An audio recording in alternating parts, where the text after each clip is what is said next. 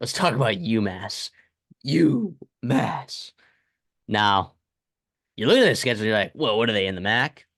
Not yet. 2025, UMass will be joining the MAC conference, but I'm pumped that we get a head start. We get a preview. Dude, when I found out that UMass was going to the MAC, I was so pumped because they are This is like, awesome. they just radiate Maction Tuesday night energy. They just radiate Tuesday night Maction energy.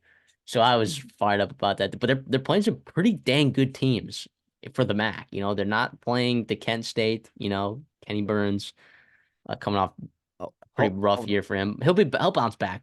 He'll be back. Hopefully, He'll be back. He'll be back.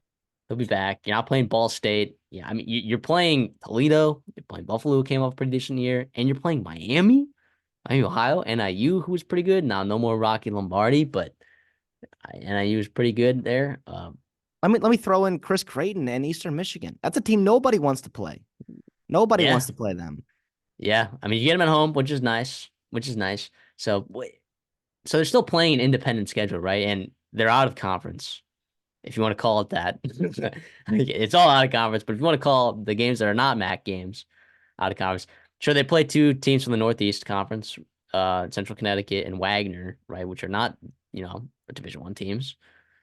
Um, but the rest of their schedule is pretty brutal. UConn, it's a rivalry, and you also got Georgia, Mississippi State, Missouri, Liberty. I mean, those are four out of conference teams that you do not want to play. And that's 0-4 right there. For a team like UMass, that's 0-4. You have no hope of winning those games.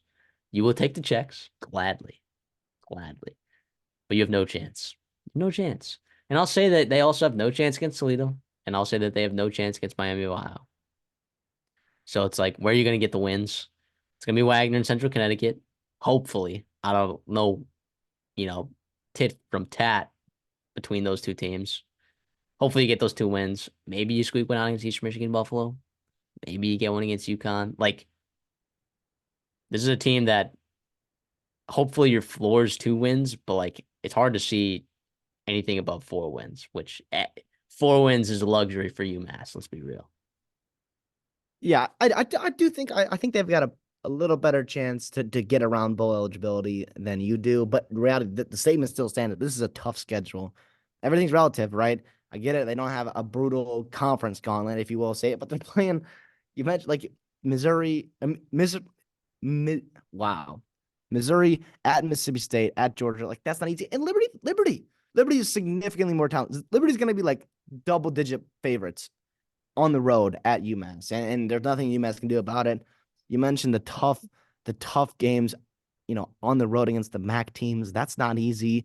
We like what Pete Lembo's doing at Buffalo, and obviously Chris Creighton at Eastern Michigan. Like this is a tough schedule, and you mentioned they're going to the MAC. You might as well get your feet wet early. But I mean, I I'm love looking at it. the I love that. I love that. I'm looking at the MAC standings, and like it's not what you want to. You do not want to be seeing these teams every year if you're UMass.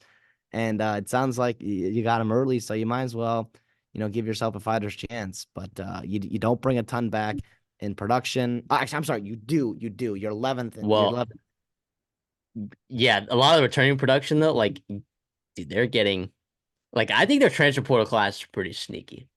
I think it's pretty sneaky. Mm-hmm.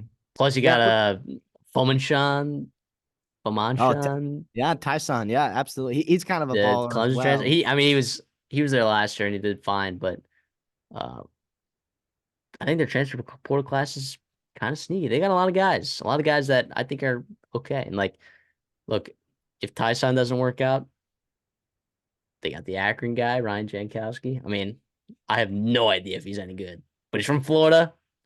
He's experienced in action. 6'3", 215. That's Gosh, all I you can't can wait to ask read more. for. I can't wait to read more about UMass from these beat writers and check out these quarterback battles, all these position battles. What are these guys actually doing in practice? These transfer portal guys. Seems like seems like they're pretty good. Seems like they're pretty good. So I don't know. Hopefully it works out for them. I like UMass. I like rooting for them. I did bet against them though week 1 this year, and that was like their one win. Yeah, they Like that went was like three their and nine. or 3-9. And Like They And it bullied was New Mexico State. It ended up being really, really good in the a New conference Mexico State USA. team that went 10-2, and I was like so high on this New Mexico State team, and then I just got obliterated. Took a -6.5. I could not believe that. That's just kind of variance that we were dealing with this year in Dawson Steiner, but it is what it is. Let's By the go way, Minutemen.